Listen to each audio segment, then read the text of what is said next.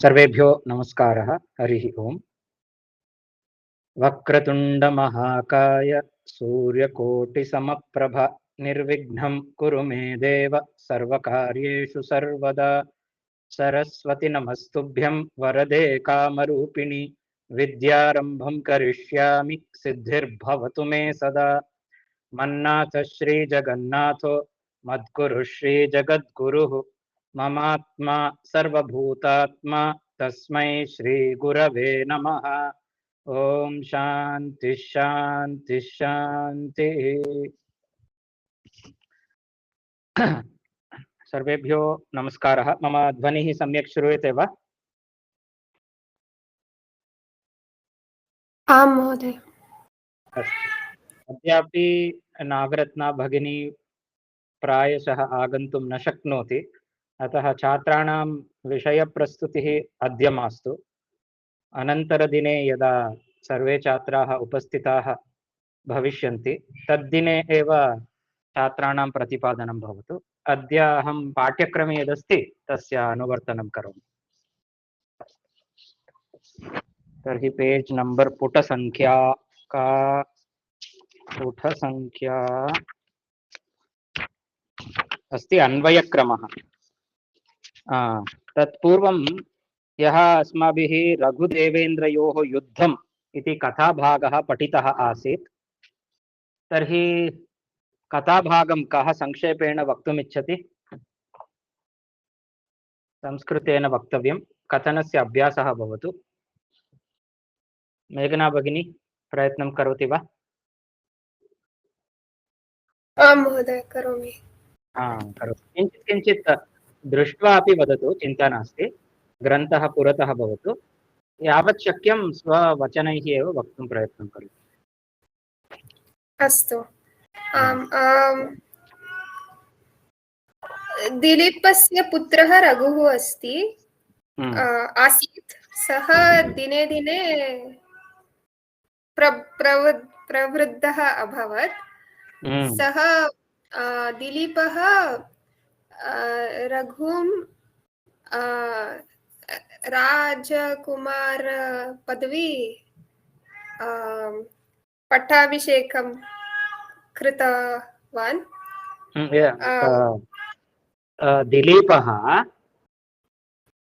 रघुकुमारस्य पट्टाभिषेकं कृतवान् अथवा राजकुमारस्य पदवीं रघवे दत्तवान्? अस्तु। एवं कथञ्चित् वा वदतु। अस्तु। तदनन्तरं किम् अभवत्? तदनन्तरं सः अश्वमेधयागान् कर्तुम् इच्छति स्म। कति अश्वमेधयागान् कर्तुम् इच्छति स्म? सः 100 अश्वमेधयागान्। यदि सः 100 अश्वमेधयागान् करोति चेत् सः देवेन्द्र पदवी लभ्यते स्म। सः देवेन्द्र पदवीं लभते स्म। अस्तु, लभते स्म। अस्तु। सः 1900 यागाः सम्पूर्णं कृतवन्तः। तान् यागान् कृतवान्। रघु तस्मिन् अश्वानां रक्षकः आसीत्। साधु। अनन्तरं अन्तिम अश्वमेध यज्ञे देवेन्द्रः आगत्वा अश्वम् अपहृतवान्। उत्तमम्। तदा नन्दिनी धेनुः तत्र आगत्वा अनुग्रहं दत्तवती। कस्मै अनुग्रहं दत्तवती? रघवे रघवे दत्तवती अस्तु आम् रघुम् अनुग्रहेण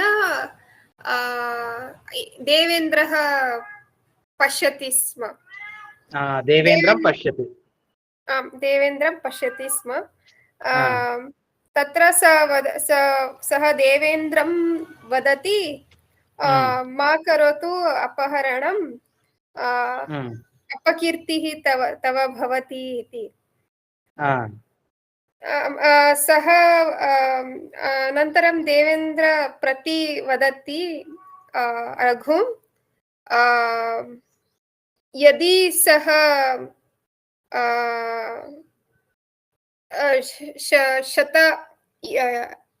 शतं अश्वमेध यज्ञान् सः एव प्रसिद्धः तस्मिन् कोऽपि अन्यः प्रसिद्धः नास्ति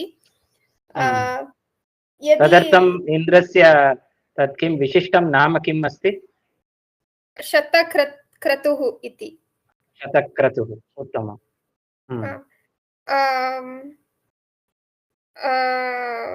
अनन्तरं युद्धं भवति रघुम् अपि इन्द्रस्य रघोः इन्द्रस्य च युद्धं भवति अनन्तरं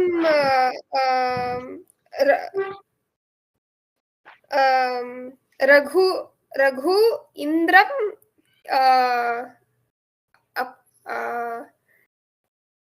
प्रहृतवान्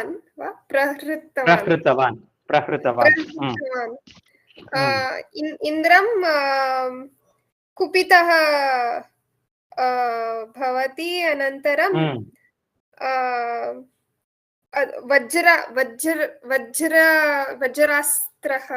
वज्रास्त्रेण रघुं ताडितवान्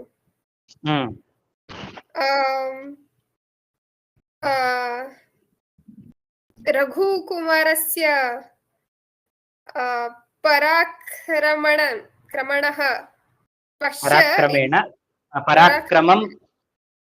पराक्रमं पश्य दृष्ट्वा इन्द्रः सन्तुष्टः अभवत् अनन्तरं सः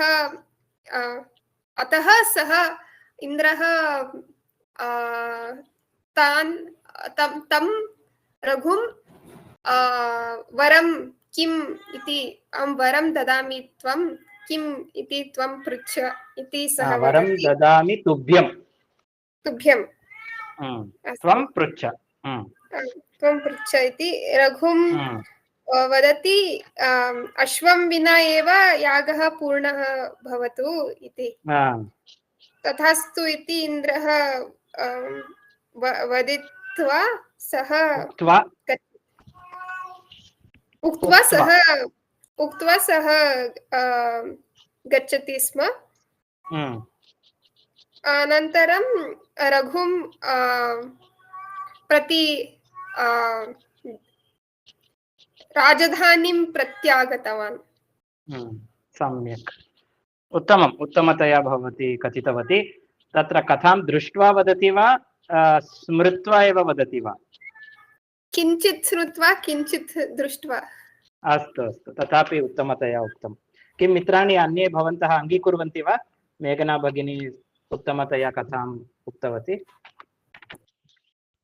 अवश्यं महोदय अग्रिमः अवकाशः रूपालक्ष्मी भगिनी भवत्याः भवति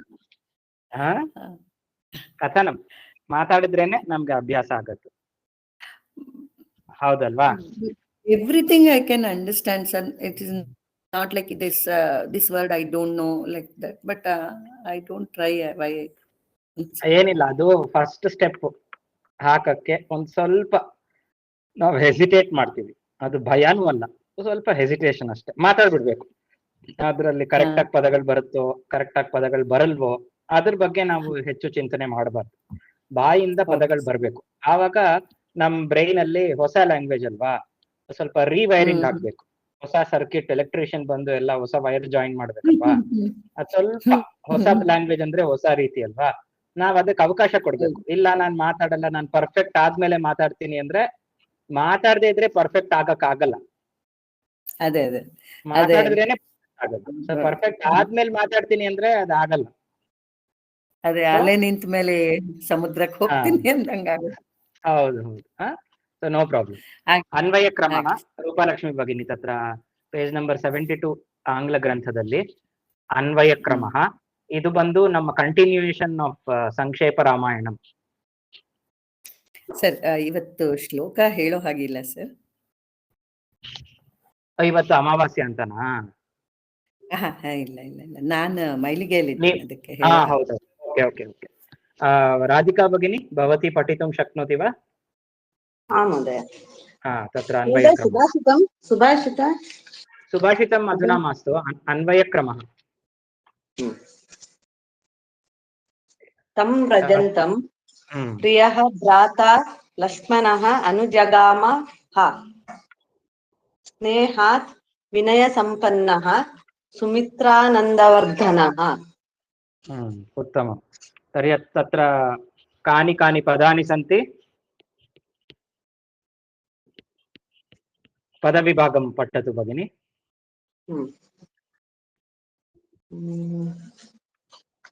तं द्वितीयविभक्ति महोदय। त्वं द्वितीयविभक्तिः।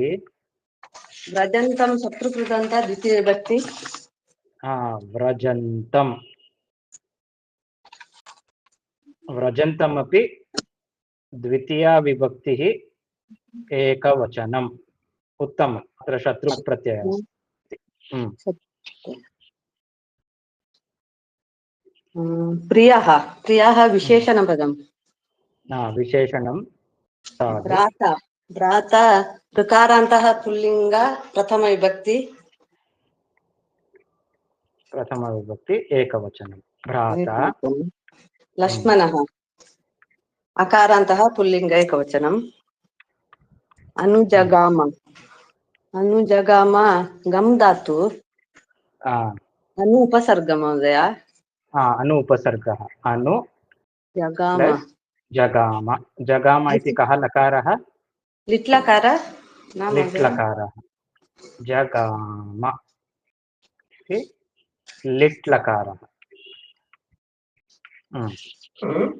स्नेहात् पंचमी विभक्ति एकवचनं। स्नेहात् पंचमी विभक्तिः। स्नेहात् विनयसम्पन्नः विशेषणपदम्।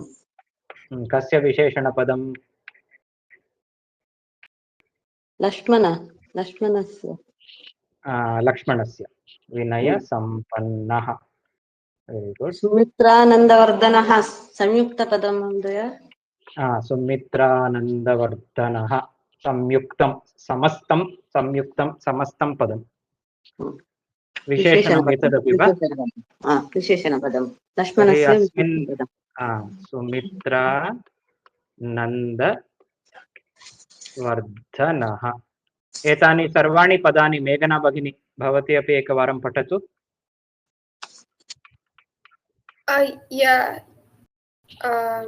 यः त्वं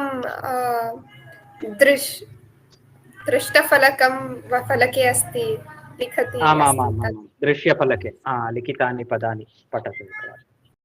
तं वज्रन्तं प्रियः, व्रजन्तं, व्रजन्तं, व्रजन्तं प्रियः भ्राता अनुजगाम लक्ष्मणः स्नेहात् विनयसम्पन्नः सुमित्रानन्दवर्धनः। सुमित्रानन्द, पुनः नकारः नास्ति अत्र। सुमित्रानन्दवर्धनः। अत्र कथं सन्धिच्छेदः राधिका भगिनी? सुमित्रानन्दवर्धनः। सुमित्र आनन्दवर्धनः न महोदय। सत्यं। सुमित्रा प्लस आनन्दवर्धनः। अत्र कः सन्धिः? सवर्णदीर्घसन्धि दीर्घसन्धि सवर्ण दीर्घ संधिः आनन्दवर्धनः। तर्हि श्लोकस्य नायकः कः भवति?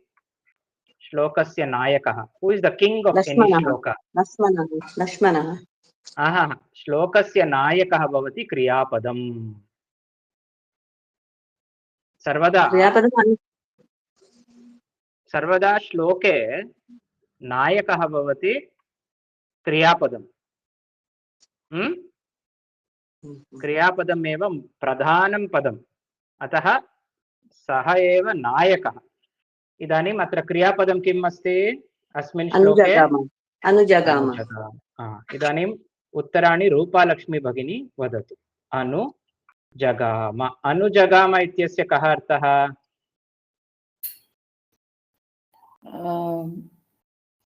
अनु ಅಂದ್ರೆ ಒಡನೆ ಜೊತೆಯಲ್ಲಿ अनु इत्युक्ते फॉलोइंग इति अर्थः। फॉलोइंग जगाम इत्युक्ते वेंट इति अर्थः। तर्हि अत्र अर्थः अस्ति अनुगतवान् इति अर्थः। अनुगतवान्। महोदय हा शब्दस्य अर्थः केवलं तत् पादपूरणार्थं, छन्दसः पूरणार्थं, तस्य विशिष्ट प्रयोजनं किमपि न स्यात्। अनुगतवान् अथवा अन्वगच्छत्, अन्वगच्छत् इति अर्थः। गच्छति ಅಂದ್ರೆ ಹೋಗೋದು, अनुगच्छति ಅಂದ್ರೆ ಫಾಲೋ ಮಾಡ್ಕೊಂಡು ಹೋಗೋದು। इदानीम् अहं प्रश्नं करोमि।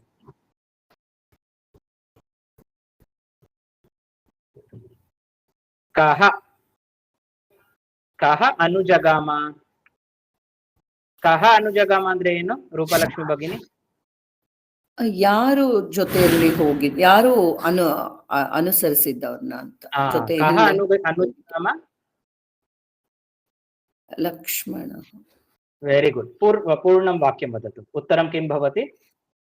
लक्ष्मणः अनुजगाम। लक्ष्मणः अनुजगाಮ। ಇವಾಗ ಶ್ಲೋಕದಲ್ಲಿ ಯಾವ ಪದ ಇಲ್ಲಿ ಗ್ರೀನ್ ಅಲ್ಲಿ ಬರಿತಾ ಇದೀವೋ ಅದು ಶ್ಲೋಕದಲ್ಲಿ ಟಿಕ್ ಮಾಡ್ಬಿಡೋಣ।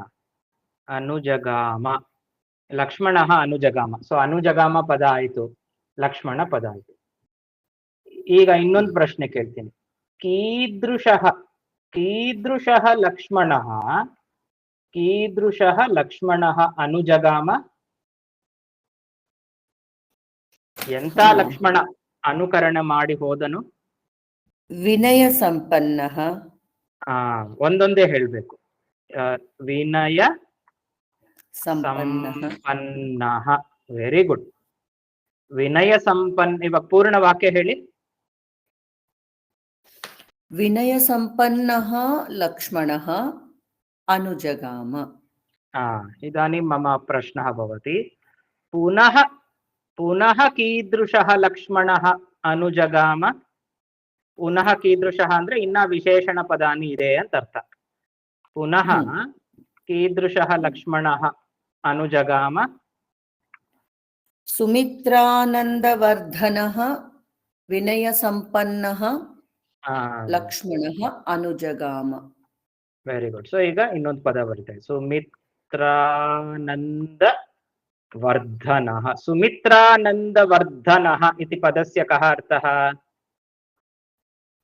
ಸುಮಿತ್ರೆಯ ಆನಂದವನ್ನ ವರ್ಧಿಸುವಂತಹವನು ಅಂತನ। उत्तमम्। इदानीं मम प्रश्नं इदानीं मम प्रश्नं सम्यक्तया शृणोतु। सुमित्रानन्दवर्धनः विनयसम्पन्नः लक्ष्मणः कम् अनुजगाम? कम् अनुजगाम ಅಂದ್ರೆ ಏನರ್ಥ? ಯಾರನ್ನ ಅನುಸರಿಸಿ? Very good. ಕಮ್ अनुजगाम? सुमित्रानन्दवर्धनः विनय संपन्नः लक्ष्मणः रघुम् अनुजगाम। अत्र नास्ति रघुम् इति पदं श्लोके नास्ति।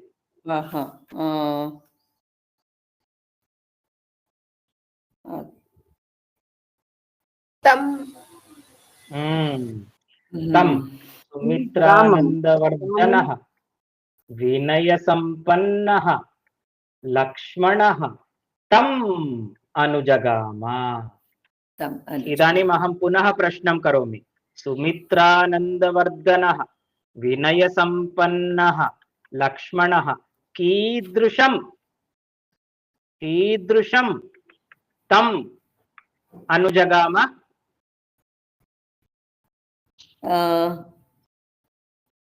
प्रिय भ्राता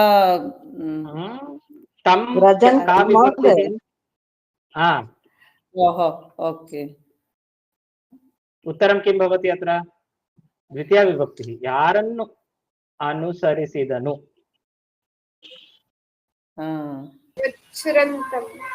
व्रजन्तम् व्रजन्तं। महोदय व्रजन्तं हा व्रजन्तं विशेषणपद नास्ति अत्र कीदृशशब्द? चिन्ता न विशेषणं पदमेव व्रजन्तम् अस्ति अत्र। सुमित्रानन्दवर्धनः विनयसम्पन्नः लक्ष्मणः व्रजन्तं तम् ಹೋಗ್ತಿರವನನ್ನು ವ್ರಜಂತಂ ತಂ ಇಲ್ಲಿ ಬ್ರಾಕೆಟ್ ಅಲ್ಲಿ ರಾಮಂ ವ್ರಜಂತಂ ತಂ ರಾಮಂ ಅನುಜಗಾಮ. ಇನ್ನ ಯಾವುದು ಮಿಕ್ಕಿದೆ ಶ್ಲೋಕದಲ್ಲಿ? ಕೆಲವೊಂದು ಪದಗಳು ಮಿಕ್ಕಿದೆ.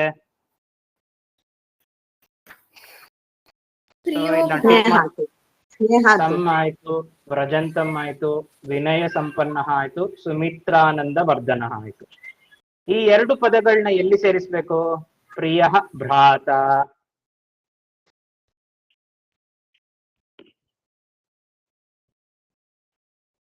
ಪ್ರಿಯ ಭ್ರಾತ ರಾಮನಿಗೆ ಸೇರಿಸ್ಬೇಕು.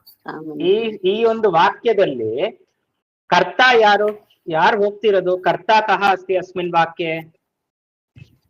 ಲಕ್ಷ್ಮಣ. अत्रापि प्रथमा विभक्तौ प्रियः इति प्रथमा विभक्तौ, भ्राता इति प्रथमा विभक्तौ. तर्हि एते द्वे पदे अपि विशेषणे एव स्तः लक्ष्मणस्य. ನಾವು ಸುಮ್ಮನೆ ಸುಮಿತ್ರಾನಂದವರ್ಧನಕ್ಕೆ ಸ್ಟಾಪ್ ಮಾಡಿಬಿಟ್ವಿ. ಸುಮಿತ್ರಾನಂದವರ್ಧನಃ ವಿನಯ ಸಂಪನ್ನಃ ಪ್ರಿಯಃ ಭ್ರಾತಾ लक्ष्मणः व्रजन्तं तम् अनुजगाम. किन्तु इतोपि एकः प्रश्नः अस्ति. सुमित्रानन्दवर्धनः विनयसम्पन्नः प्रियः भ्राता लक्ष्मणः किमर्थं व्रजन्तं तम् अनुजगाम? किमर्थम अथवा कुतः, याके? कारणं किम्?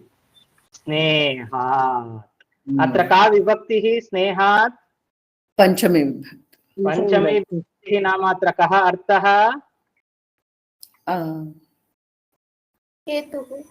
हेतुः, कारणम्. महोदय कस्मात् आಗುದಿಲ್ವಾ? क्वश्चन ಗೆ ಕಸ್ಮಾತ್ ಪದ ಆಗಲ್ವಾ? किमर्थं, कुतः, कस्मात्, एतेषु यत्किमपि पदम् उचितं. किमर्थं, कुतः, कस्मात् अपि शक्यते, दोषः नास्ति. इदानीं सम्पूर्णं वाक्यं वदतु रूपा लक्ष्मी भगिनी. सुमित्रानन्दवर्धनः विनयसम्पन्नः प्रियः भ्राता लक्ष्मणः स्नेहात् व्रजन्तं तम् अनुजगाम.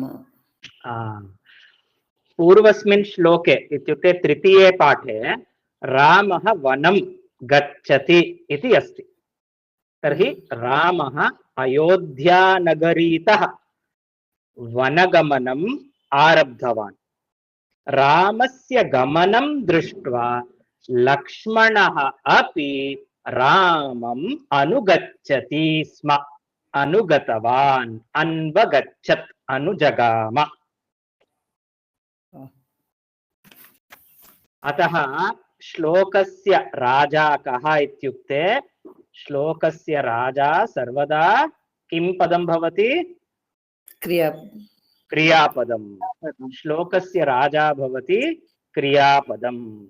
क्रियापदं ज्ञातं चेत् अस्माभिः तदुपरि प्रश्नाः कर्तव्याः। अनुजगाम। के प्रश्नाः इदानीम् अनुजगामः अस्ति।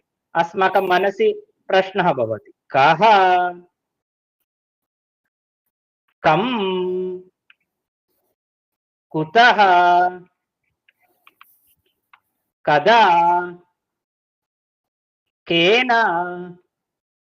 केन नाम केन माध्यमेन। अत्र न लिखितं लक्ष्मणः रथेन अनुजगाम वा पादाभ्याम् अनुजगाम वा इति अस्मिन् श्लोके उत्तरं नास्ति। कदा इत्यस्यापि उत्तरं नास्ति। प्रातः काले वा सायंकाले वा इति उत्तरं नास्ति।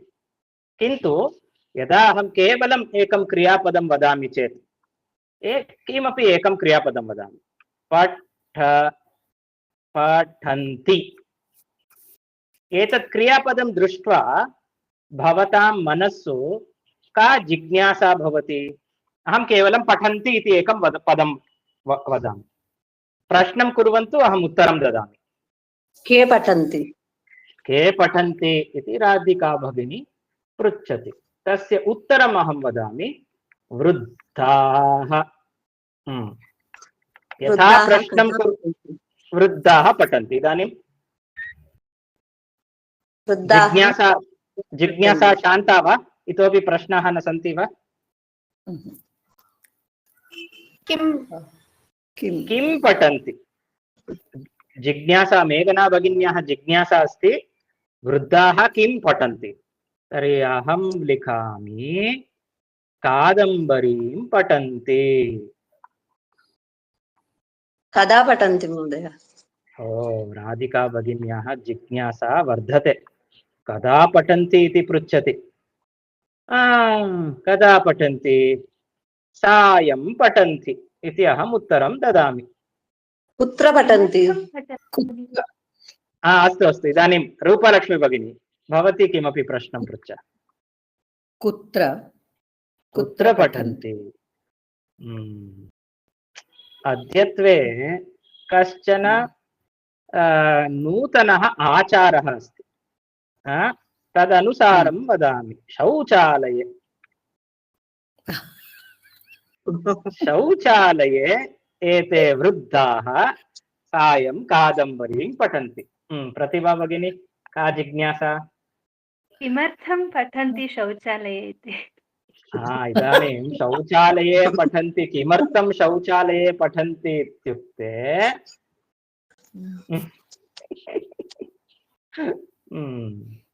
कादम्बरी न पठनीया इति भार्या वदति, किन्तु एते वृद्धाः कादम्बरीं पठितुम् इच्छन्ति। अतः शौचालये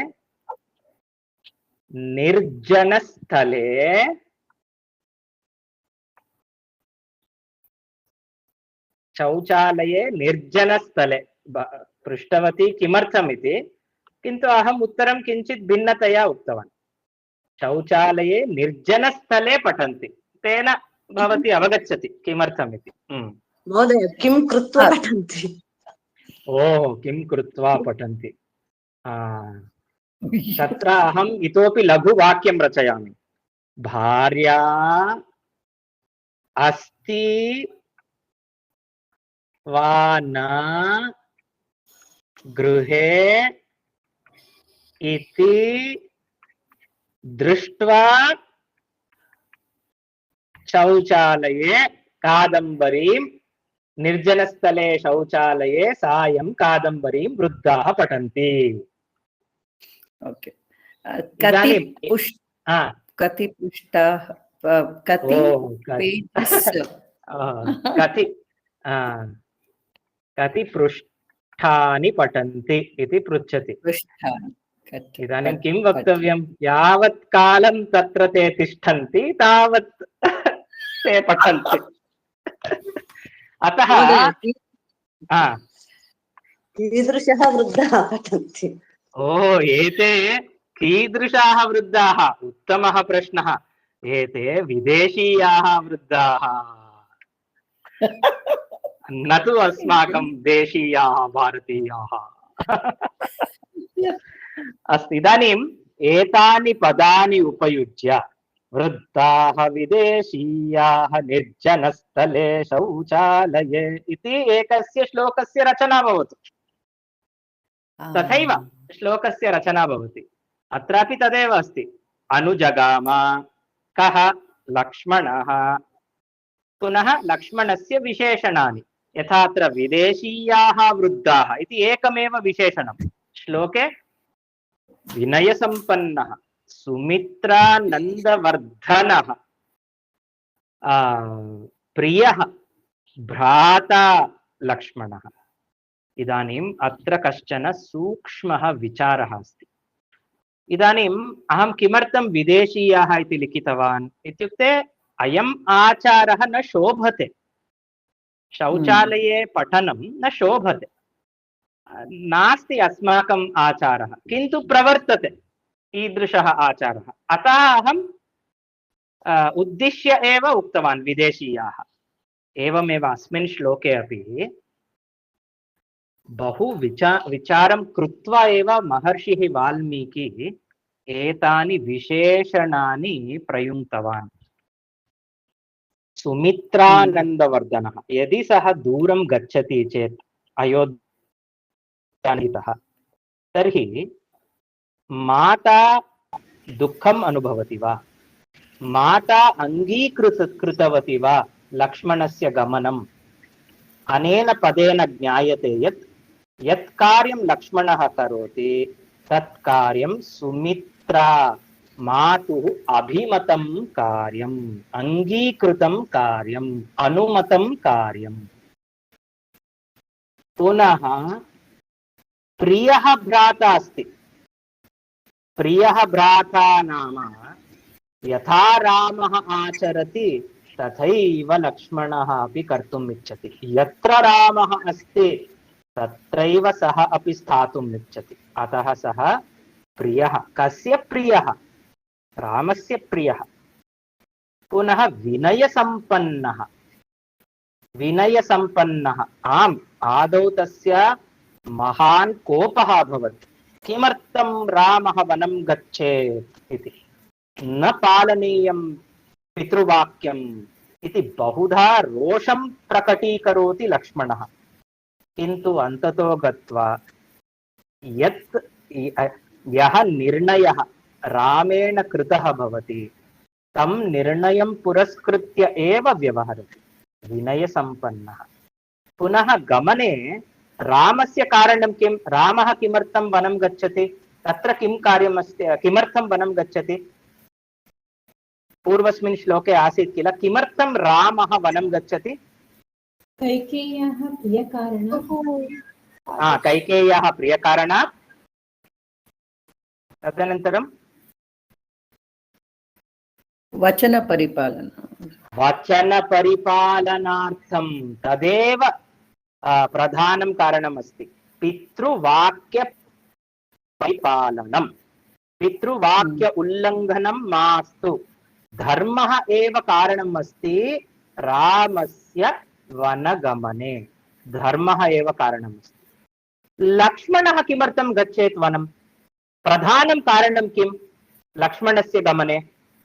स्नेहः। रामं विना अहं क्षणमात्रमपि जीवितुं न शक्नोमि। स्नेहः। रामस्य कारणं धर्मः, लक्ष्मणस्य कारणं भ्रातरं प्रति स्नेहः। अतः श्लोके गूढार्थाः भवन्ति। इदानीम् अत्र लक्ष्मणः, इदानीं ತ್ರಯಃ ಜನಾಃ ಗಚ್ಚಂತಿ ಕಿಲ, 3 ಜನ ಹೋಗ್ತಾ ಇದ್ರೆ ಒಟ್ಟಿಗೆ ಹೋಗುದ್ರು ಅಂತ ಹೇಳ್ಬೋದಲ್ವಾ? ಹಂಗ್ ಹೇಳಿಲ್ಲ ವಾಲ್ಮೀಕಿ. ಹೆಂಗ್ ಹೇಳಿದ್ದಾರೆ? ರಾಮ ಹೋದ, ಲಕ್ಷ್ಮಣ ಅನುಸರಣ ಮಾಡಿದನು. ರಾಮಃ ಗಚ್ಚತಿ, ರಾಮಸ್ಯ ಅನುಸರಣಂ. ತ್ರಯಃ ಅಪಿ ಏಕದಾ ಏವ ಗಚ್ಚಂತಿ ಇತಿ ವಾಲ್ಮೀಕಿಃ ಅಸ್ಮಿನ್ ಶ್ಲೋಕೆ ನ ವದತಿ.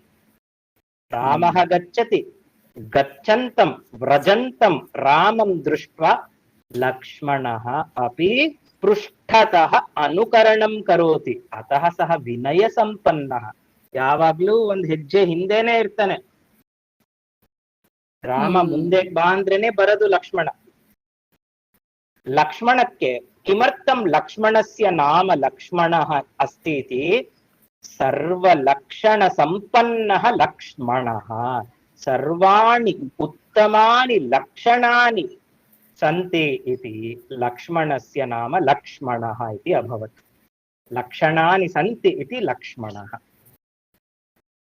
ತಂ ವ್ರಜಂತಂ ಪ್ರಿಯೋ ಭ್ರಾತ ಲಕ್ಷ್ಮಣೋನು ಜಗಾಮಃ ಸ್ನೇಹಾದ್ ವಿನಯ ಸಂಪನ್ನಃ ಸುಮಿತ್ರಾನಂದವರ್ಧನಃ. ರೂಪಾಲಕ್ಷ್ಮಿ ಭಗಿನಿ ಪುನರೇಕವಾರಂ ಶ್ಲೋಕಸ್ಯ ಉಚ್ಚಾರಣಂ ಕರೋತು. अहम् अद्य न वक्तव्यं किल? प्रतिभा भगिनी क्षम्यतां, विस्मृतवान्. तं व्रजन्तं प्रियो भ्राता लक्ष्मणोनु जगामः स्नेहात् विनयसम्पन्नः सुमित्रानन्दवर्धनः. उत्तमम्. इदानीम् अग्रिमं श्लोकं पश्यामः. अग्रिमं श्लोकं भवती एव पठतु, पठित्वा पदविभागमपि करोतु. अस्तु महोदय. रामस्य दयिता भार्या नित्यं प्राणसमाहिता सीताप्यनुगता रामं शशिनं रोहिणी यथा.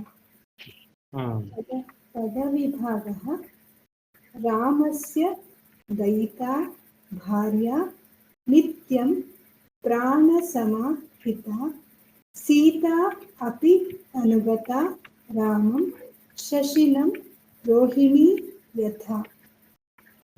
इदानीम् एकैकस्य अपि पदस्य विभक्तिः वचनं च अस्ति. रामस्य रामशब्दः षष्ठी विभक्तिः एकवचनं. दयिता प्रथमा विभक्तिः एकवचनं. दयिता शब्दः एव दयिता स्त्रीलिङ्गशब्दः, आकारान्त स्त्रीलिङ्गशब्दः. आकारान्त स्त्रीलिङ्गशब्दः. दयिता प्रथमा विभक्तिः एकवचनं. भार्या आकारान्त भार्या शब्द स्त्रीलिङ्गशब्दः प्रथमा विभक्तिः एकवचनं. नित्यम् अव्ययपदं वा महोदय? आम्.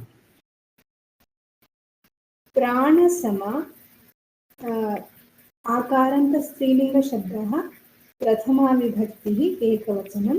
हिता आकारान्त स्त्रीलिङ्गशब्दः प्रथमा विभक्तिः एकवचनं. सीता आकारान्त स्त्रीलिङ्गशब्दः प्रथमा विभक्तिः एकवचनं. अपि अव्ययशब्दः. अनुगता आकारान्त स्त्रीलिङ्गशब्दः प्रथमा विभक्तिः एकवचनं.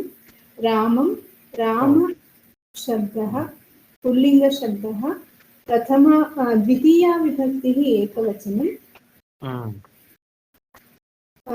शशिनं शशिं पुल्लिङ्गशब्दः द्वितीया विभक्तिः एकवचनं. रोहिणी ईकारान्त स्त्रीलिङ्गशब्दः प्रथमा विभक्तिः एकवचनं. यथा अव्ययशब्दः. तर्हि अस्मिन् श्लोके नायकः कुत्र अस्ति? अनुगता. अनुगता इति साक्षात् क्रियापदं वा? सा प्रत्यय. अत्र यद्यपि साक्षात् क्रियापदं नास्ति, किन्तु एतत् पदमेव क्रियां बोधयति, क्रियां सूचयति. अनुगमनम् अनुगता। अतः इदं पदमेव स्वीकुर्मः। इदानीं मम प्रथमः प्रश्नः, का अनुगता? इदानीम् उत्तराणि मेघना भगिनी वदेत्। का अनुगता?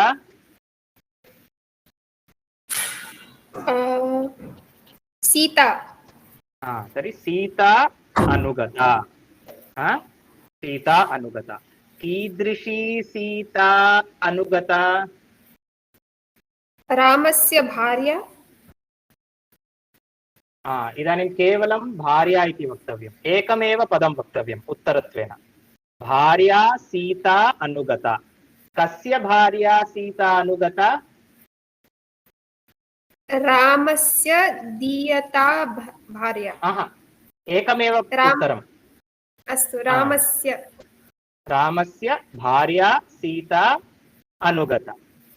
रामस्य कीदृशी भार्या सीता अनुगता? रामस्य दयिता भार्या सीता अनुगता। पुनः रामस्य कीदृशी दयिता भार्या सीता अनुगता?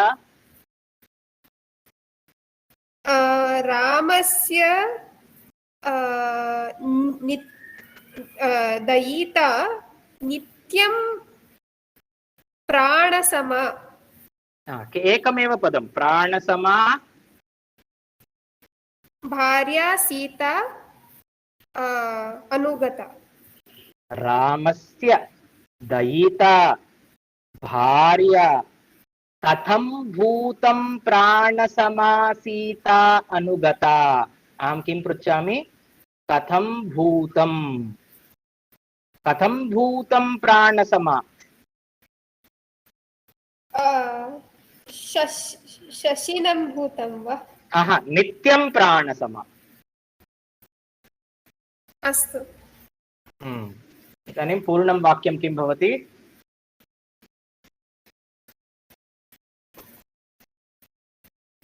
रामस्य दयिता नित्यं प्राणसमा भार्या सीता अनुगता। अनुगता। पुनः कीदृशी दयिता नित्यं प्राणसमा भार्या सीता अनुगता?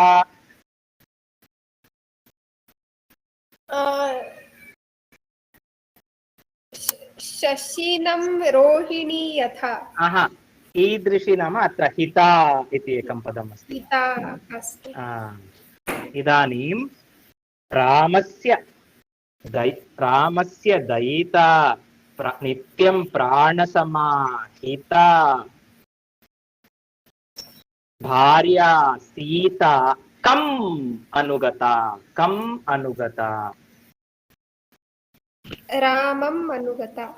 रामम् अनुगता। इदानीं तत्सर्वं पृष्ट्वा कथं रामम् अनुगता?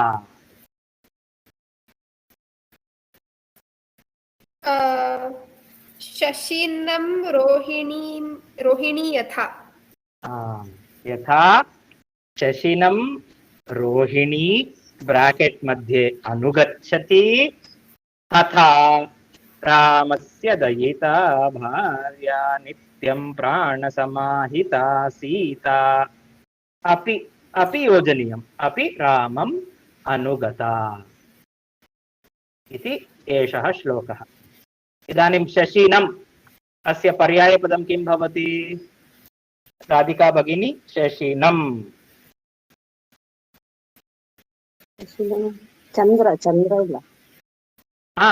किन्तु पर्यायपदं यदा उच्यते तदा विभक्तिः अपि समाना भवतु, वचनम् अपि समानं भवतु। शशिनं चन्द्रम्। एषा रोहिणी अस्ति वा महोदय? चन्द्रः इति पुल्लिङ्गपदं। चन्द्रः संस्कृत अस्ति।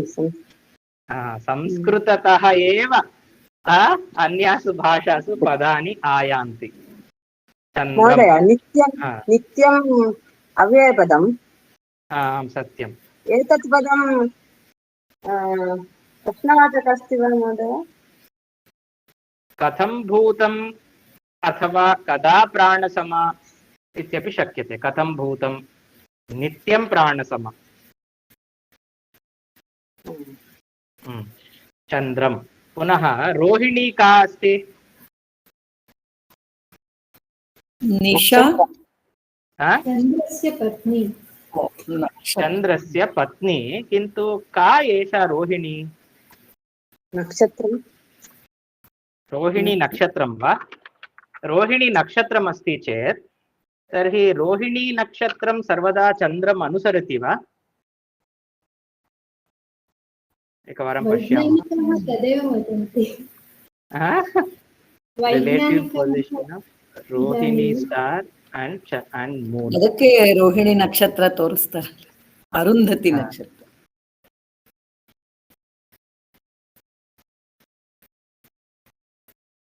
रोहिणी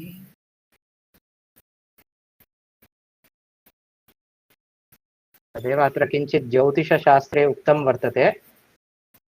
चन्द्रस्य सामीप्ये रोहिणी नक्षत्रं वर्तते वा? यत्र कुत्रचित् चन्द्रः गच्छति तत्र रोहिणी अपि दृश्यते इति वा आकाशे? आं महोदय। तथा स्यात्। अतः भार्या इति अस्माभिः कल्पितं।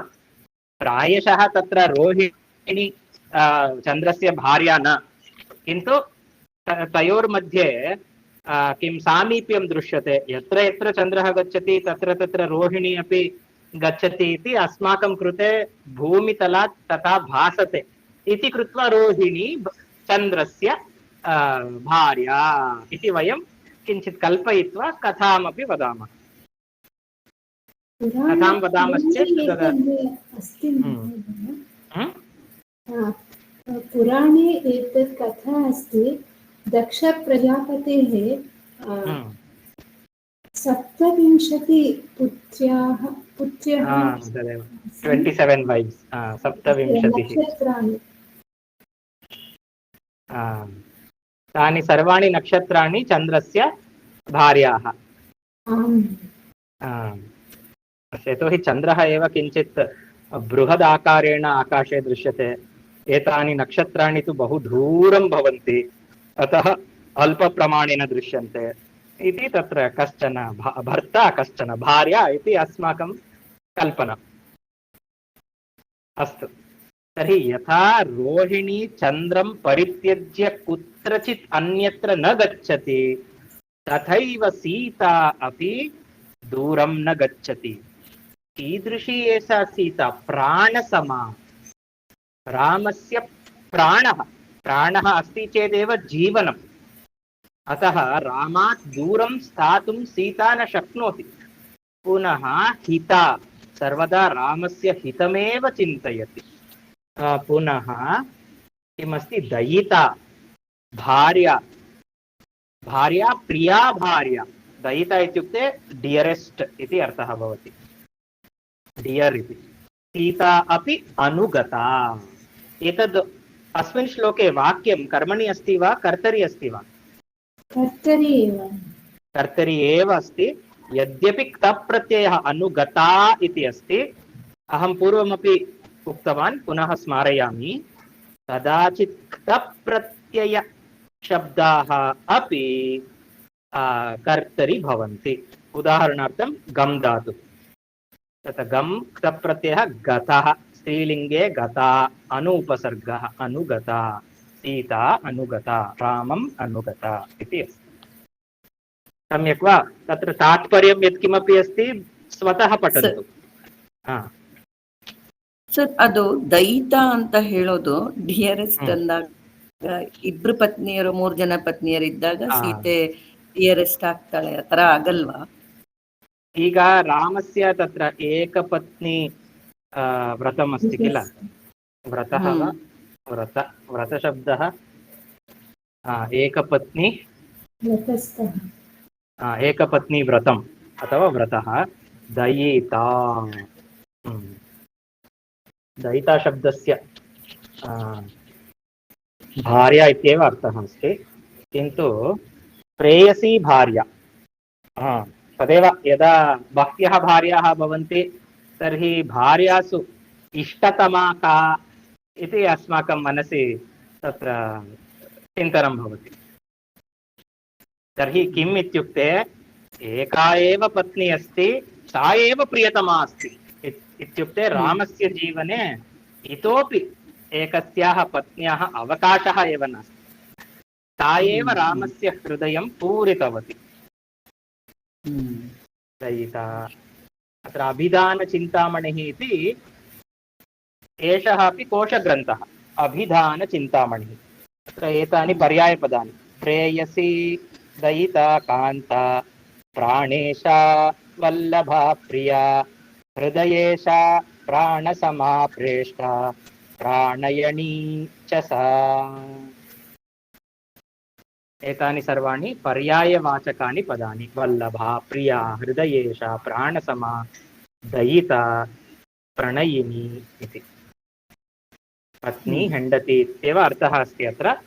तथापि तत्र किञ्चित् अधिकप्रीतिः यस्यां पत्न्याम् अस्ति सा दयिता भवति। महोदय, कलत्रं पत्नी कलत्रम् अपि कलत्रं नपुंसकलिङ्गं। कलत्रम् इत्यस्य अपि अर्थः पत्नी इति अस्ति। अत्र पश्यन्तु अमरकोशे पत्नी सहधर्मिणी, पत्नी पाणिगृहीति, द्वितीया सहधर्मिणी, सधर्मिणी अत्र सहधर्मिणी, भार्या, जाया, दार। दार इति तत्र पुल्लिङ्गपदं, नित्य बहुवचनान्तं पदं दाराः, वधूः। तदनन्तरं कलत्रं, क्षेत्रं, परिग्रहं, गृहम् इत्यादीनि अपि पदानि सन्ति वा? एकवारम् अत्र पश्यामः। तद् अन्यस्मिन् अर्थे कलत्रं पत्नी इति अस्ति। आम्, सत्यं। तद् अन्यानि पदानि, गृहम् इत्यादिकं। कलत्रं पत्नी। कलत्रम् इति पदं कुत्र पठितम् अस्माभिः पूर्वं?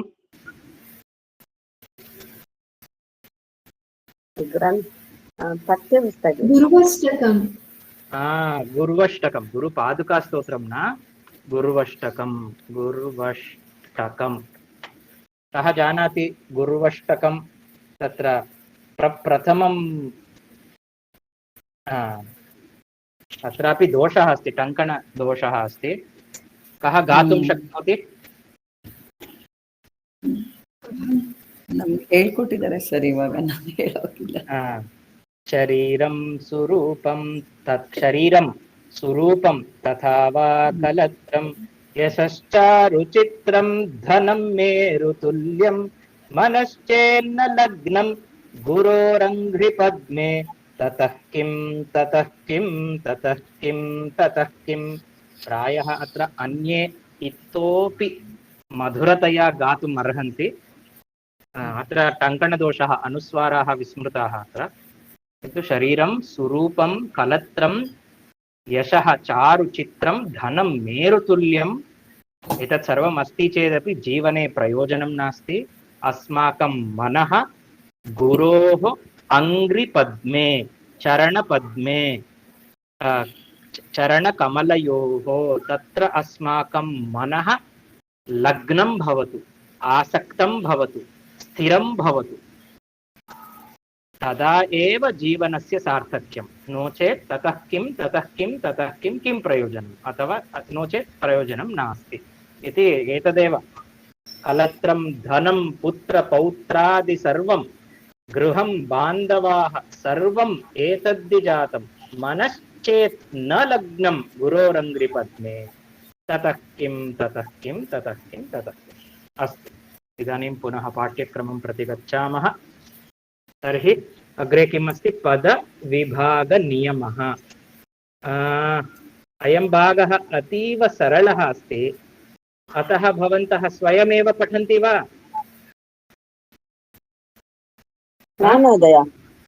न वा? आम् आम् इति वदन्तु। अहम् अनन्तरं किं पुनरावर्तनं कारयामि। एकवारं भवन्तः स्वतः पठन्तु। पदविभागनियमः, अत्र विसर्गसन्धिः अस्ति। भवन्तः एकवारं पठन्तु। पुस्तके तत्र एकवारं पठित्वा आगच्छन्तु, तदनन्तरम् अहं पाठयामि। अनुवादपद्धतिः अपि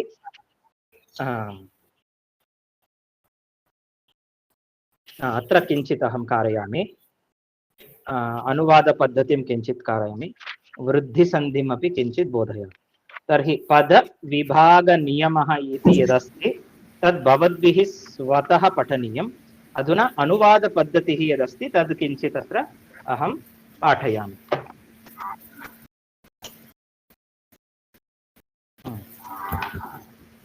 इदानीं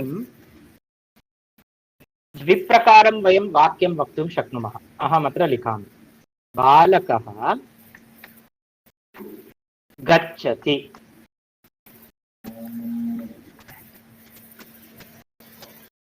एतत् समानमस्ति। बालकः, बालकस्य गमनं भवति।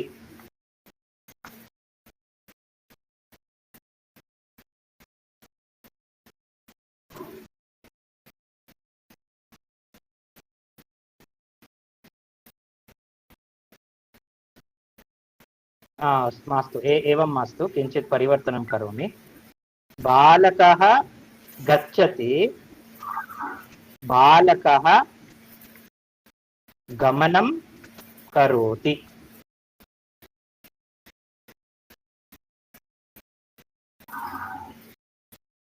बालकः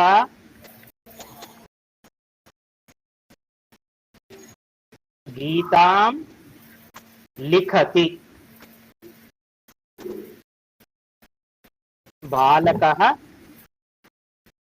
गीतायाः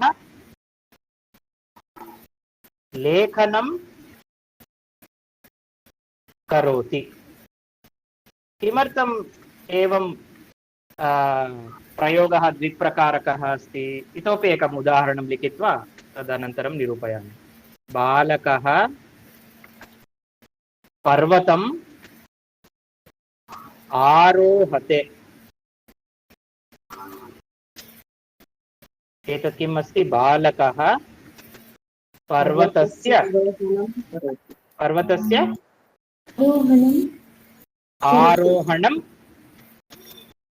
आरोहणं करोति। दक्षिणतः यानि वाक्यानि लिखितानि, एतेषु चतुर्षु वाक्येषु क्रियापदं किम् अस्ति? करोति करोति करोति करोति इति त्रिषु वाक्येषु करोति इत्येव क्रियापदम् अस्ति। अत्र पृथक् पृथक् क्रियापदानि सन्ति। गच्छति, लिखति, आरोहते। कदाचित् अस्माकं स्मरणे एतानि पृथक् पृथक् क्रियापदानि न भवन्ति। आरोहते वा, आरोहति वा, आत्मनेपदं वा, परस्मैपदं वा इति अस्माकं भ्रमः भवति। तदा सरलः उपायः नाम किम् इत्युक्ते, आरोहणम् इति नामपदं, लेखनं, गमनम् इति एतादृशानां नामपदानां प्रयोगः कर्तव्यः। तदनन्तरं करोति इति वदामः चेत् समानः अर्थः। तस्मात् पूर्वं कस्य लेखनं, कस्य आरोहणम् इति एकः प्रश्नः भवति। पर्वतस्य आरोहणं, गीतायाः लेखनम् इति उत्तराणि। अतः एवमपि वयं लेखितुं शक्नुमः। यदि तत्र किं क्रियापदम् इति अस्माकं बुद्धौ स्मरणं नास्ति चेत् एवम्। इदानीम् अध्ययनम् इति ज्ञातं पदम्, अध्ययनं।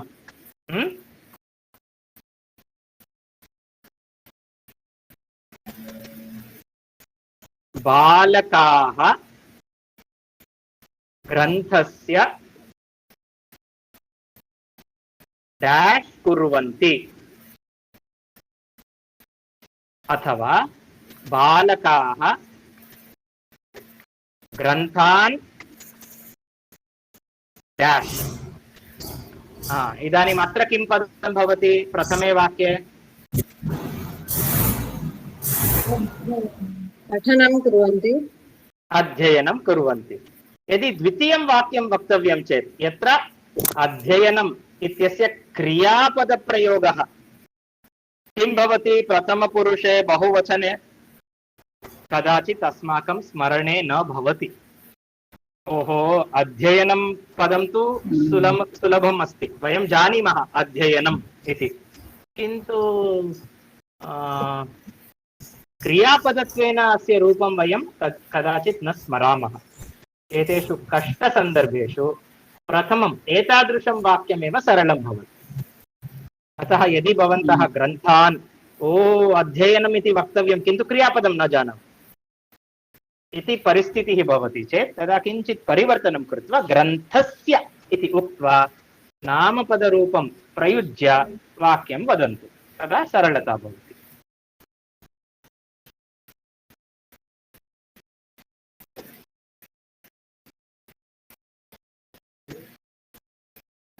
तत्र किम् अस्ति क्रियापदं कोऽपि जानाति वा? अधीते महोदय, अधीते इति प्रायः एकवचनम्। अधीते, अधीयाते, अधीयते, अधीयते। अदादिगणस्य धातुः रूपाणि किञ्चित् विचित्ररूपेण भवन्ति, अतः वयं सहजतया न स्मरामः। अतः एतेषां क्रियापदानां प्रयोगः कष्टाय भवति। तस्मिन् प्रसङ्गे अध्ययनम् इति नामपदत्वेन प्रयोगः एव सुलभः। तदेव अत्र अनुवादपद्धतिः इत्यत्र लिखितम्। एवं तत्र कानिचन वाक्यानि सन्ति, मेघना भगिनी पठतु। अधीते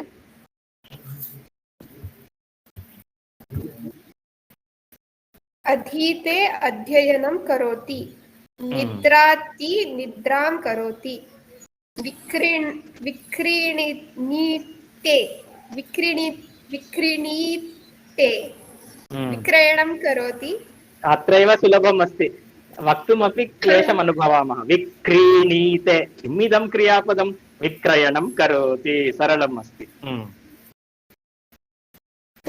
भुक्तें भुङ्क्ते, भुङ्क्तें भोजनं करोति, छिन्नति छेदनं करोति, टु ब्रेक्। एवमेव तत्र किम् अन्यानि वाक्यानि सन्ति, तानि अपि पठतु। पुस्तकम् अधीते, पुस्तकस्य अध्ययनं करोति, लेखनीं विक्रीणीते, लेखन्याः विक्रयणं करोति, वृक्षं छिन्नति, वृक्षस्य छिन्नति, वृक्षस्य छेदनं करोति, हस्तम् उपयुङ्क्ते, हस्तस्य उपयोगं करोति, द्वारं पिधते, द्वारस्य पिधानं करोति, पिधत्ते, द्वारस्य पिधानं करोति। अत्र कः विषयः इति अवगतः वा सर्वैः? आं महोदय। इदानीं तत्र अभ्यासः अस्ति किल, तं भागं कुर्मः। I translate sentences. राधिका भगिनी अस्य अनुवादं करोतु। अहं वाक्यानाम् अनुवादं करोमि। अत्र वाक्यानाम् अनुवादं करोमि। इदानीं साक्षात् क्रियापदस्य प्रयोगः कर्तव्यश्चेत् अहं वाक्यानि अनुवादामि। अहं वाक्यानि पुल्लिङ्ग नपुंसकलिङ्गं पदं वाक्यं। सो अहं लिखामि वा एकवारम् अत्र। अहं वाक्यानि अनुवदामि, अथवा अहं वाक्यानाम् अनुवादं करोमि। उत्तमम्। अग्रिमं वाक्यमपि भवती एव वदतु राधिका भगिनी। The student writes the answer to the question. Kannada ग्रन्थे किम् अस्ति? विद्यार्थियों प्रश्नेಗೆ उत्तर ಬರೀತಾನೆ. छात्रः प्रश्नस्य उत्तरं लिखति। अथवा छात्रः प्रश्नं प्रश्नस्य उत्तरं कष्टं किल किञ्चित्। छात्रः प्रश्नान् उत्तरति।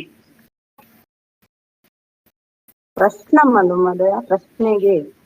अस्तु अस्तु प्रश्नं तर्हि बहुवचने नास्ति, प्रश्नम् उत्तरति। प्रतिभा भगिनी प्रश्नः अस्ति वा? एतत् प्रथमवाक्यम् अस्ति खलु महोदय, अहं वाक्यानि अनुवदामि। यतः भवान् पूर्वे उक्तवान् खलु अनुवदामि, एतत् I follow what you are saying, I repeat that meaning. अनुवादयामि इति न वदति वा? अनुवादयामि, तदेव सम्यक् सम्यक् सत्यम्। अनुवादयामि इति भवति। यतो अनुवादः अस्ति किल, अनुवादयामि। अनुवादयामि, अनुवदामि इति न भवति, निजन्तं रूपं प्रयोक्तव्यम्। अनुवादयामि। आम् सम्यक् भगिनि। When does the program begin? मेघना।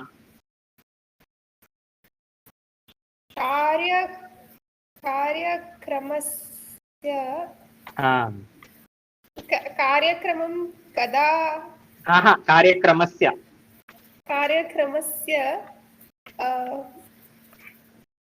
बिगिन् वर्ड् आरम्भः। आरम्भः कदा भवति? Now if you have to tell the other way, कार्यक्रमः कदा आरम्भयति? कार्यक्रमः कदा आरभते? कदा आरभते। इतोपि एकं, द मिनिस्टर् डेलिवर्स् द स्पीच। मन्त्री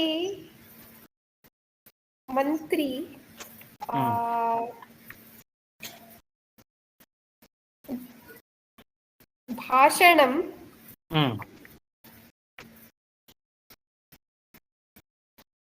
वदति, भाषणं करोति।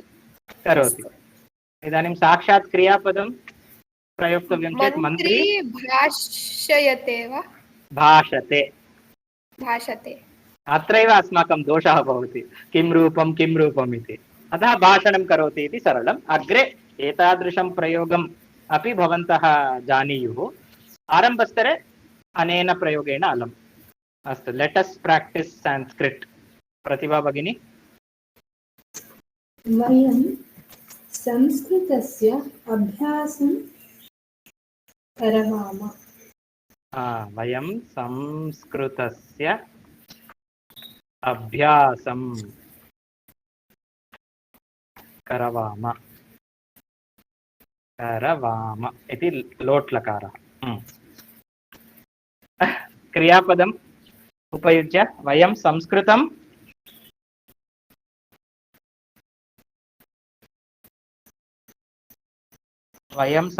डाश्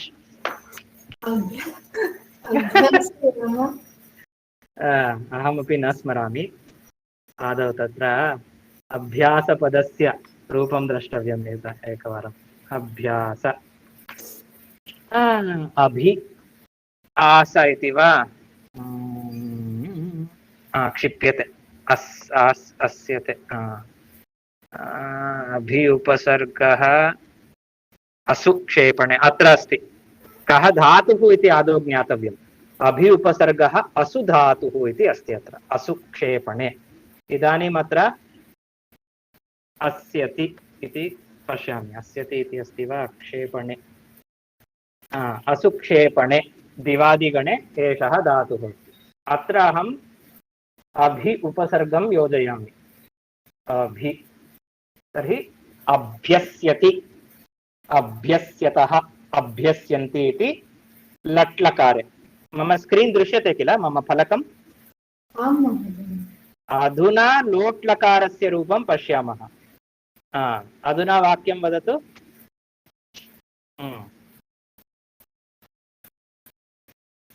वयं संस्कृतम् अभ्यस्याम इति यदि परस्मैपदम् आत्मनेपदम् अस्ति चेत् वयं संस्कृतम् अभ्यस्यामहै, वयं संस्कृतम् अभ्यस्यामहै अथवा अत्र अभ्यस्याम अभ्यस्याम। अतः क्लेशाय भवति। अस्तु, उपरि पञ्चवाक्यानि सन्ति। तेषां सर्वेषां कन्नडार्थं रूपालक्ष्मी भगिनी वदति। बालकः अङ्गुल्या गणनां करोति। ಬಾಲಕನು ಬೆರಳಿನಿಂದ ಎಣಿಕೆಯನ್ನು ಮಾಡಿದನು. साक्षात् क्रियापदं प्रयुज्य कोऽपि वदति वा? ಮಾಡಿದನು. बालकः अङ्गुल्या गणयति गणयति। उत्तमम्। गणयति. अग्रिमं वाक्यं सा ಪ್ರಕ್ಷಾಲನಂ ಕರೋತಿ. ಅವಳು ಬಟ್ಟೆಯನ್ನು ಒಗೆಯುತ್ತಾಳೆ.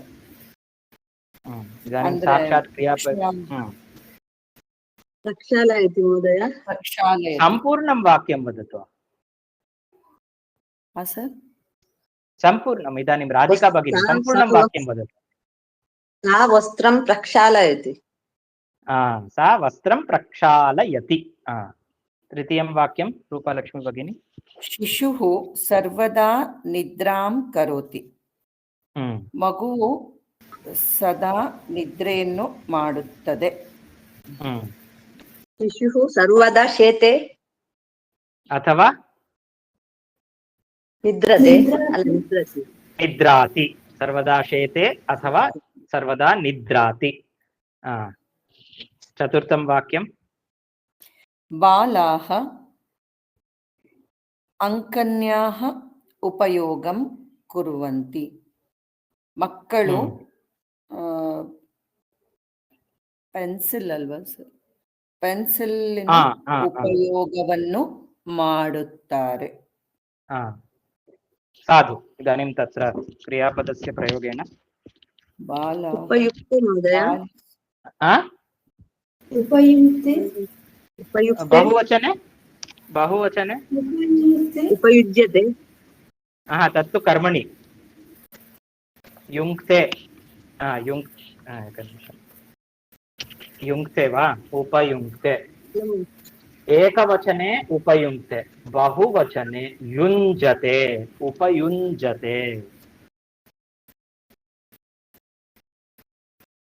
अत्र बालाः इति अस्ति किल, बालाः डैश् उपयुञ्जते। तत्र कर्मपदं किं भवति? अङ्कनीं। यस्य बालाः अङ्कनीः उपयुञ्जते इति भवति। पञ्चमं वाक्यं महोदय। अङ्कन्याः एकवचनं। हौदु हौदु, अङ्कनीं। सत्यं सत्यम्, अङ्कनीम् इत्येव भवति।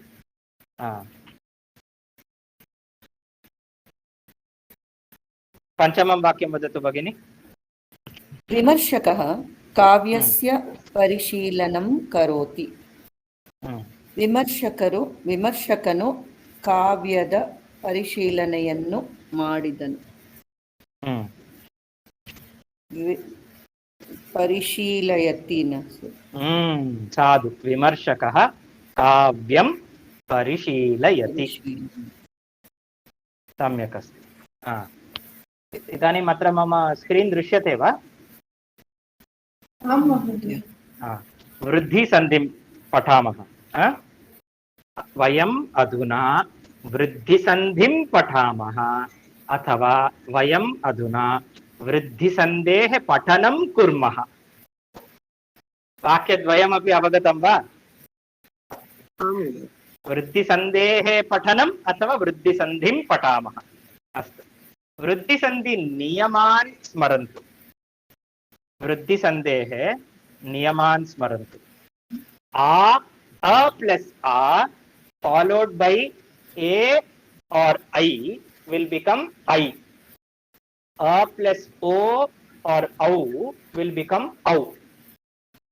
And the last one more is there that I'll show. So this is the most common, okay, for Vriddhi Sandhi. A plus a I, a plus o au au. Atra eka plus ekam. Akara ekara will become aikara. Ekaikam. Maha plus aishwaryam. Mahaishwaryam. किम् अस्ति view animation पश्यामः।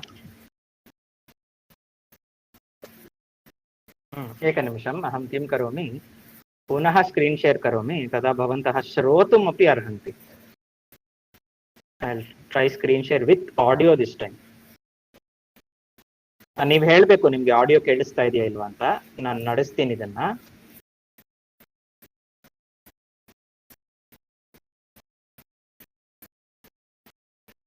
ಕೇಳಿಸ್ತಾ ಇದೆಯಾ?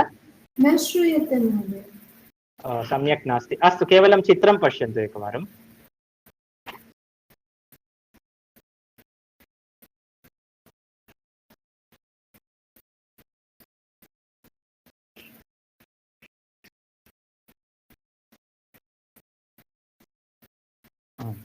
केवलं सुलभमेव अस्ति। एवमेव तस्य ओदनः, तस्य ओदनः, तस्यौदनः, मम औदार्यं, ममौदार्यम्।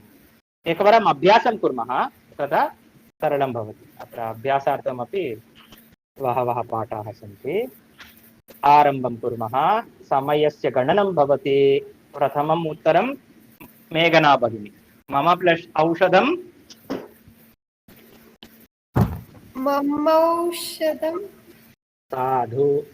कस्य प्लस् ऐतिह्यं, कस्यैतिह्यं, कस्यैतिह्यम्। उत्तमम्। अधुना रूपालक्ष्मी भगिनी। महा प्लस् औदार्यं, महौदार्यम्।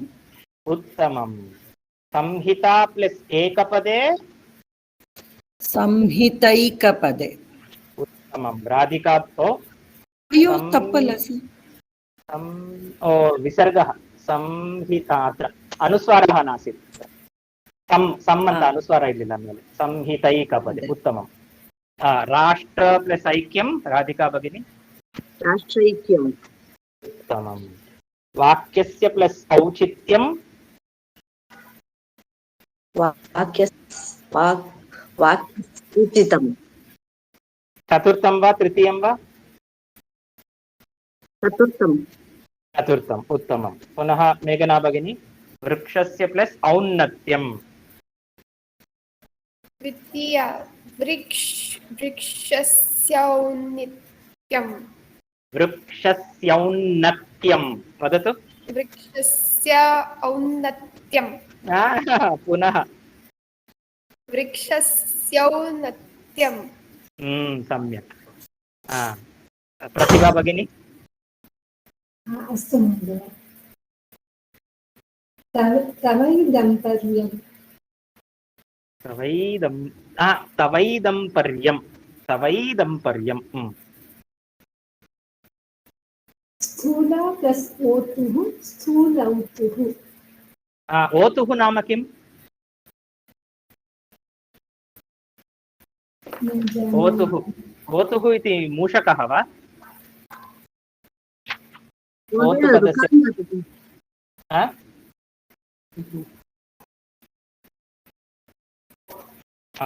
पुनः तत्र आगच्छामः।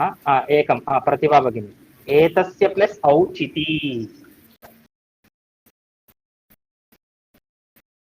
फोर्त् वन् महोदय, एतस्य औचिति। उत्तमम्। इदानीं सब्मिट् कुर्मः।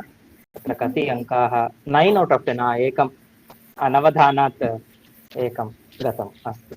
इदानीं स्प्लिट् द सन्धि कुर्मः, सन्धिच्छेदं कुर्मः। तत्र ओतुः इत्यस्य किम् अर्थः? ओतुः नाम क्याट्, बिडालः, मार्जारः। अहं मूषकः इति चिन्तितवान्। मेघना भगिनी, तव गृहे स्थूलौतुः अस्ति वा? आम् अस्ति। कति स्थूलौतवः सन्ति? द्वे स्थूलौतुः स्तः। द्वौ स्थूलौतु स्तः। गुरुः गुरु गुरवः। द्वौ स्थूलौतु स्तः। अस्तु। ओतुः इति मार्जारः। अधुना प्रतिभा भगिनी, सन्धिच्छेदः।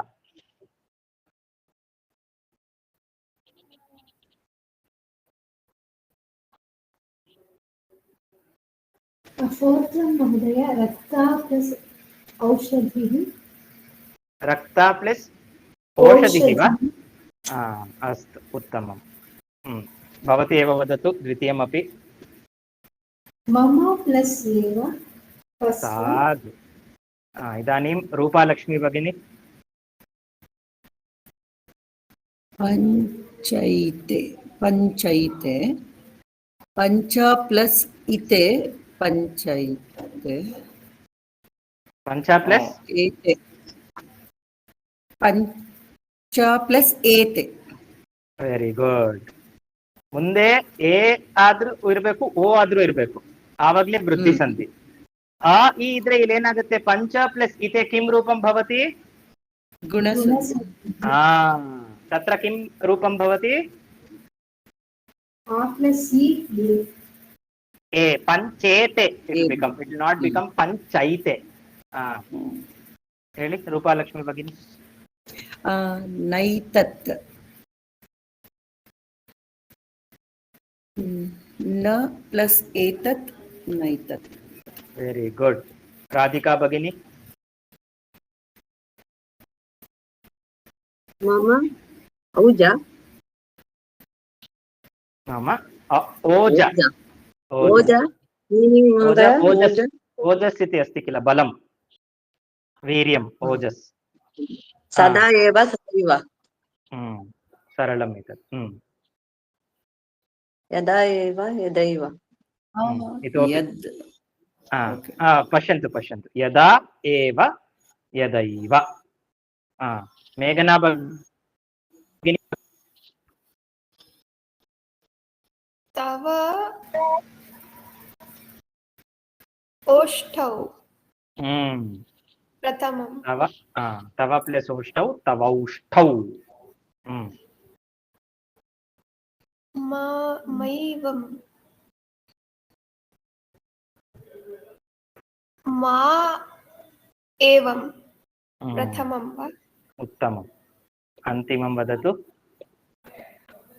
वनौकाः, वन ओकाः। वन ओकाः अस्ति वा? अस्ति, वन ओकाः, वनौकाः। उत्तमम्। ओकाः इत्युक्ते अत्र वने ये ओकाः नाम निवासस्थानं, ये वने निवासं कुर्वन्ति ते वनौकाः। ओकाः नाम निवासस्थानम्। अस्तु। अरे किमर्थं स्क्रीन् रेस्पाण्ड् न करोति? इदानीं स्प्लिट् सन्धि रीसेट् कृतं वा? मया न कृतं। ಯಾವುದಾದ್ರೂ ಊರುಗಳಿಗೂ ಹೇಳ್ಬೋದಾ ಸರ್ ಅದು? ಔಕಾಹ ಊರುಗಳಿಗೂ ಹೇಳ್ಬೋದಾ? ಔಕ ಅದು ಊರ್ಗಿಲ್ಲ. ಓಕ ಓಕ ಓಕ ಓಕ ಓಕ ಓಕ इति स्थानं, निवासस्थानम्। ओकस् ओकस् इति गृहम् अस्ति. ವಿಷ್ಣುಪುರಾಣದಲ್ಲೂ ವನೌಕ ಅದು ಏನಾದ್ರೂ ಜೊತೆನೆ ಇರೋದು, ವನೌಕಸ್ ಅಂತಾನೆ ಅದನ್ನ ಪ್ರಯೋಗ ನಾನು ಕೇಳಿರೋದು. ಇಲ್ಲಿ ಕಾಣಿಸುತ್ತಾ ನಿಮ್ಗೆ? ಜಲೌಕಾಹ, ಜಲೌಕಾಹ ಅಂದ್ರೆ ಜಲನೆ ನಿವಾಸ ಸ್ಥಾನ. ಇವಾಗ ವಿಷ್ಣು ಪುರಾಣದಲ್ಲಿ सप्तर्षीणां तु यत् स्थानं स्मृतं तद्वै वनौकसाम्। सप्तर्षीणां वनौकसाम् इत्युक्ते तेषां स्थानं भवति वनमेव। ते नगरेषु आगत्य न निवसन्ति, वनमेव वनौकस् शब्दः। अतः ಔಕಸ್ ಅಂತ ಸಪ್ರೇಟ್ ಆಗಿ ಅದರದ್ದು ಪ್ರಯೋಗ ನಾನು ಕೇಳಿರೋದು ಕಮ್ಮಿ. ಓಕಸ್ ಅಂತ ಸಪ್ರೇಟ್ ಆಗಿ ಅದು ಯಾವ್ದಾದ್ರು ಕೂಡಿನೇ ಅದ್ರದ್ದು ಪ್ರಯೋಗ ಕೇಳಿರೋದು. ವನೌಕಾಹ, ಜಲೌಕಾಹ ಹಂಗೆ ಕೇಳಿರೋದು. ಒಂದ್ಸಲಿ ಕನ್ನಡ ಕೋಶದಲ್ಲೂ ನಾನು ತಪ್ಪಾಗಿರ್ಬೋದು.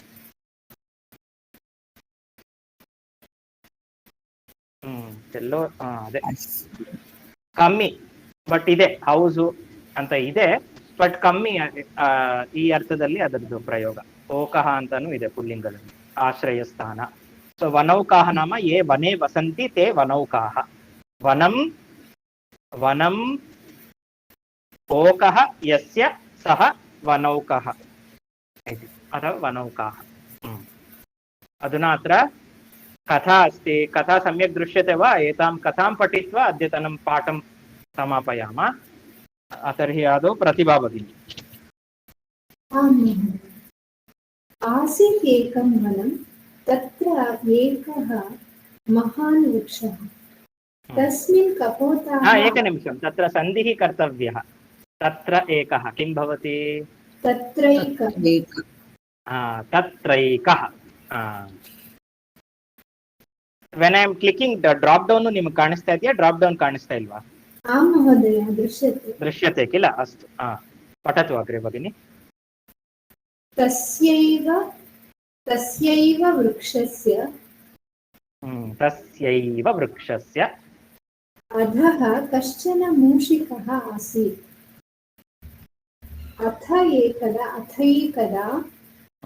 अथैकदा कपोताः धान्यकणान् अन्विषन्तः ततः गतवन्तः। तत्र एकः कपोतः भूमौ तण्डुलकणान् दृष्टवान्। सर्वान् उक्तवान्,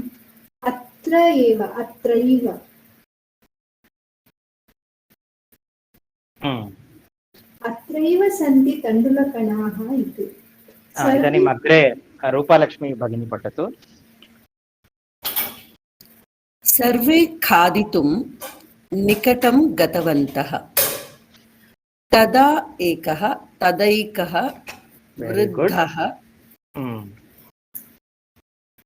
वृद्धः कपोतः उक्तवान्, न एवं गच्छन्तु, परीक्ष्य अवतरन्तु इति। किन्तु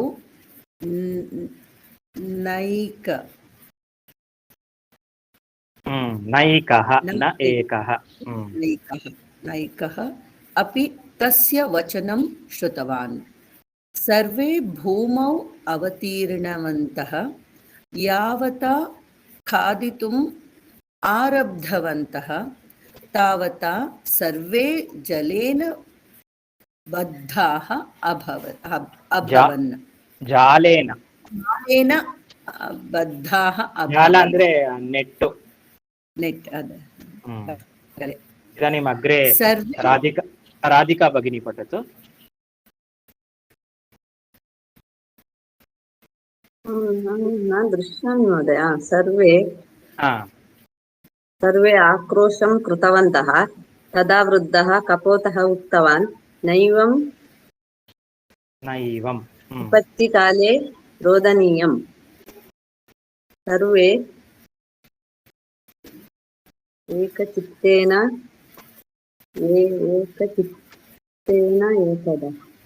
एकचित्तैकदा एव।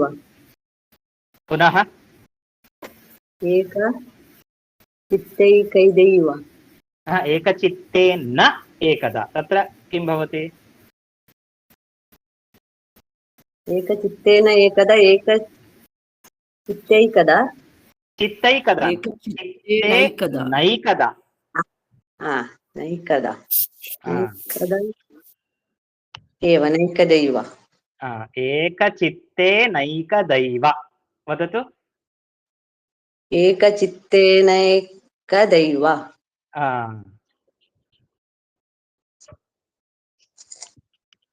अग्रे उड्डयनं कुर्वन्तु अहं भवतां रक्षणं करोमि इति ते सर्वे उड्डयनं कृतवन्तः सर्वेपि मूषिकस्य निकटं गतवन्तः मूषिकः जालस्य छेदनं कृत्वा तान् रक्षितवान् नीतिः ನೀತಿಹಿ ಸಂಮತಿಹಿ ಕಾರ್ಯಸಾಧಿಕ ನೀವು ಮೊನ್ನೆ ಕಲಿಸಿದ್ರಲ್ಲ ಮಹೋದಯ ಈ ಕತೆ ಹೌದಾ ಇಲ್ಲಪ್ಪ ಪ್ರಾಕ್ಟೀಸ್ಗೆ ಹೌದು ಕಳ್ಸಿದ್ನಾ ಮಹೋದಯ ಅಲ್ಲ ನೀವು ಲಂಗ್ಲಕಾರದಲ್ಲಿ ಬರೀಲಿಕ್ಕೆ ಕಲಿಸಿದ್ರಿ ಅಲ್ಲ ಓಹ್ ಇದೇನಾ ಇದೆಲ್ಲ ಮಹೋದಯ ಇದು एतां कथामपि अत्र स्थापयामि यतोहि अस्माकं किं धारणा सन्धिकार्ये आसीत् अतः प्रायः कथां सर्वे सम्यक् न पठितवन्तः पुनरेकवारं कथां पठन्तु वृद्धिसन्धिः एतावदेव अस्ति अधिकं किमपि नास्ति वृद्धिसन्धिपाठे भवन्तः अधुना तत्र परिचयग्रन्थे यानि उदाहरणानि सन्ति अभ्यासत्वेन तत्र जाइन the following word split the given बिलो ಅದೆಲ್ಲ ನೀವು ಹೋಮ್ವರ್ಕ್ ದಯವಿಟ್ಟು ಬರ್ಕೊಳ್ಳಿ ನಿಮ್ಮ ಹೋಮ್ವರ್ಕ್ ಏನು ಅಂತ ವೃದ್ಧಿ ಸಂಧಿ ಅಭ್ಯಾಸ 1 ಅಭ್ಯಾಸ 2 ಪರಿಚಯ ಗ್ರಂಥದಲ್ಲಿ 78 79 ಪೇಜ್ ನಂಬರ್ ಅದಾದ ನಂತರ ಚತುರ್ಥ ಪಾಠಸ್ಯ ಪ್ರಶ್ನಾಃ before the start of the 5th chapter three main divisions. Write the word to word meanings, answer the following questions, translate into Sanskritam. ಸಿಕ್ತಾ ಎಲ್ಲರಿಗೂ ಇದೆರಡು ನೀವು ಮಾಡಿ ನನಗೆ ಕಳಿಸ್ಬೇಕು ಅಗ್ರಿಮಃ ಪಾಠಃ ತು ಅಗ್ರಿಮ ಸಪ್ತಾಹೇ ಭವತಿ अस्मिन् सप्ताहान्ते भाषा ज्ञानाङ्कुरः इति कश्चन विशिष्टः कार्यक्रमः अस्ति अक्षरे अहं ब्रह्मास्मि ज्ञानाङ्कुर संस्कृत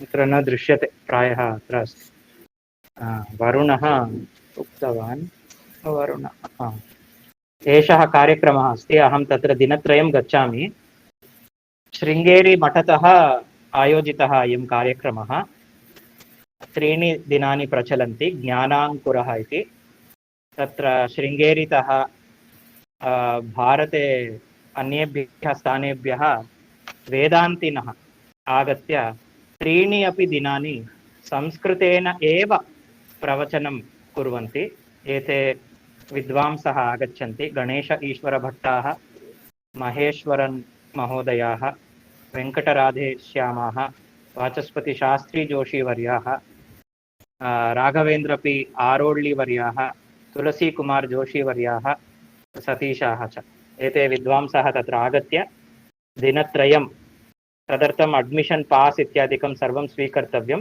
शुल्कः नास्ति संस्कृतभारत्याः भवने एव अयं कार्यक्रमः भवति दिनत्रयमपि तत्र संस्कृतमाध्यमेन एव प्रवचनादिकं प्रचलति विषयः अस्ति सिद्धान्तबिन्दुः अत्र दृश्यते वा सिद्धान्तबिन्दुः इति एकः ग्रन्थः अस्य ग्रन्थस्य व्याख्यानम् एव भवति अस्मिन् कार्यक्रमे अतः अहं तत्र गच्छामि अस्माकम् अग्रिमः पाठः उगादिपर्वणः अनन्तरं भविष्यति तावता सर्वेषां शुभं भवतु इत्युक्त्वा अद्यतनं पाठं समाप्तम्।